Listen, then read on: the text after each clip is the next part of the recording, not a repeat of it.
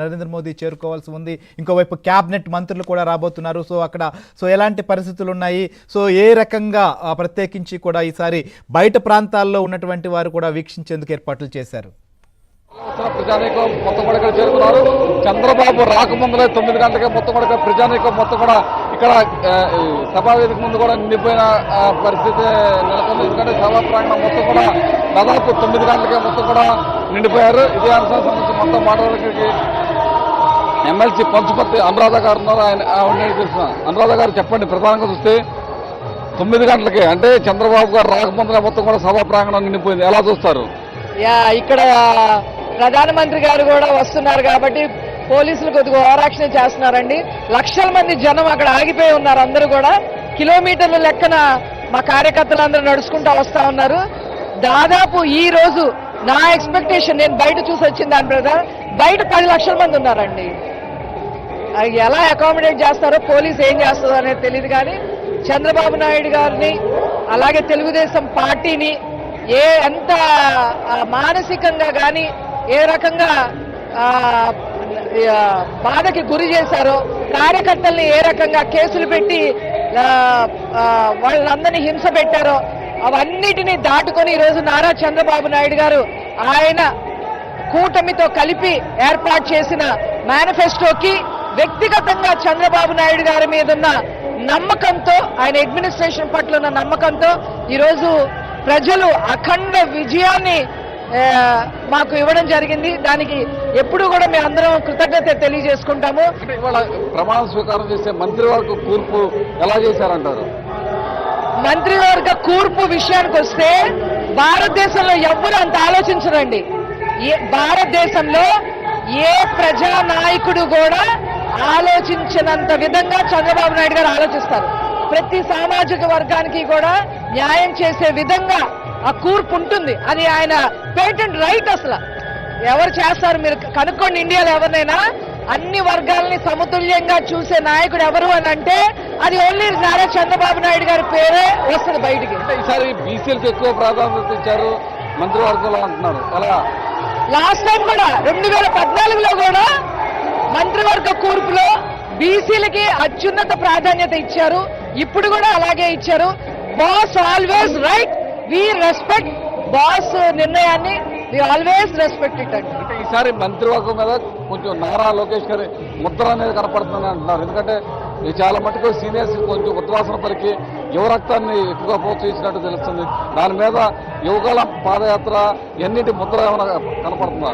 ఇప్పుడు తెలుగుదేశం పార్టీ గెలుపు కోసం ఎంతో కృషి చేసిన ఒకళ్ళిద్దరిలో నారా లోకేష్ గారు కూడా ఒకళ్ళు చెప్పాలి అని అంటే, యువగళం పాదయాత్ర ద్వారా బడుగు బలహీన వర్గాలకి భరోసా కల్పించిన నాయకులు మన నారా లోకేష్ గారు. మీరు అంటున్నారు లోకేష్ గారు ముద్ర ఏమైనా ఉంటుందా అని. ఆయన కూడా చంద్రబాబు నాయుడు గారి మాటకే కట్టుబడి ఉంటారు. అది అందరూ కూడా తెలుసుకోవాల్సిన అవసరం ఉంది. మేమందరం ఇంక్లూడింగ్ మీ లోకేష్ గారు ఇంకందరూ కూడా చంద్రబాబు నాయుడు గారి మాటకి తిరుగులేదు. ఆయన నిర్ణయం తీసుకున్నారు అంటే అందులో 100% న్యాయం ఉంటుందనే మేము అందరం నమ్ముతాం. కొంతమంది ఎవరైతే మంత్రి పదవులు ఆశించలేదో వాళ్ళంతా కూడా కొంత మనస్తాపంతో ఉన్నారని తెలుస్తుంది. సీనియర్స్ కానీ వాళ్ళకి కానీ ఈసారి తక్కుపోవడం కళావంకర్ గారు కావచ్చు, లేకపోతే సోమిరెడ్డి చంద్రమోహన్ రెడ్డి గారు కావచ్చు, దుల్లిపాల నరేంద్ర గారు కావచ్చు, ఇలా వాళ్ళు కొంచెం అసంతృప్తిగా ఉన్నారని తెలుస్తుంది. కొంతమంది సీనియర్ మనస్తాపంతో ఉన్నారనే విషయం నాకైతే తెలీదు. అందరూ కూడా చంద్రబాబు నాయుడు గారి మాటకి ఎవ్వరు కూడా ఎదురు చెప్పరు, కామెంట్ చెయ్యరు. ఆయనంత బాగా ఆయన సీనియారిటీ 45 సంవత్సరాల సీనియారిటీ అండి చంద్రబాబు నాయుడు గారిది పొలిటికల్ ఇండస్ట్రీలో. వారి మాటకి అందరం కూడా కట్టుబడే ఉంటాం ఖచ్చితంగా. చూస్తే కనుక జనసంద్రోహం బాగా వస్తుంది. ఇప్పుడు చూస్తే కనుక గుంటూరు వరకు కూడా మొత్తం కూడా ఆగిపోయిన పరిస్థితి అనుకుంది. ఎలా చూస్తారు? ఏమండి, అదే నేను చెప్పట్లా, ప్రజలు ఆ పార్టీని పక్కన పెడదామని అనుకోవాలా. వైసీపీ పార్టీని వద్దు అనుకున్నారు. జగన్ అనే వ్యక్తి మాకు అసలు తరతరాలు వద్దు అనే నిర్ణయానికి రాబట్టే మాకు 164 సీట్లు వచ్చినాయండి. ఊరికనే అపోజిషన్ పార్టీగా ఓడిపోవడం వేరు. ప్రజలు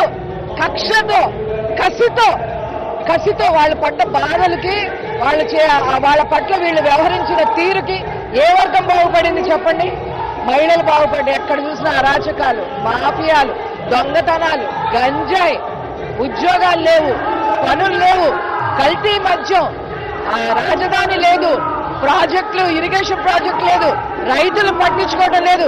ఇది కాక మీరు వినాలి పూర్ణ గారు, ఇది కాక బడుగు బలహీన వర్గాల్ని హత్యలు చేయటం, అరాచకాలు చేయటం, దళితులని చంపేసి వాళ్ళ ఎమ్మెల్సీలు చంపేసి డోర్ డెలివరీ చేయటం, మైనారిటీల్ని హింస పెట్టడం, మైనారిటీల్ని దొంగతనాలు అంటగడితే ఒక కుటుంబం ఆత్మహత్య చేసుకున్న పరిస్థితి ఉంది. ఈ రోజు అలా బాధిత కుటుంబాలను కూడా చంద్రబాబు నాయుడు గారు వాళ్ళని ఆహ్వానించడం జరిగింది. 104 బాధిత కుటుంబాలను కూడా ఈ రోజు ఈ ప్రమాణ స్వీకారానికి ఆహ్వానించడం జరిగిందండి. ఇది పరిస్థితి. ఏదైతే గత 5 సంవత్సరాలుగా జగన్ ప్రభుత్వంలో పడుతున్న ఇబ్బందులు మొత్తం కూడా ప్రజానీకం అంతా కూడా చూశారు. ఇవన్నీ కూడా తాళలేక చాలా మంది కూడా కొంతమంది బాధితులు ఉన్నారు. వాళ్ళంతా కూడా ఈ రోజు ఈ ప్రమాణ స్వీకారానికి వచ్చిన పరిస్థితి నెలకొందని చెప్పి కూడా పంచమతారావు గారు చెప్తున్నారు.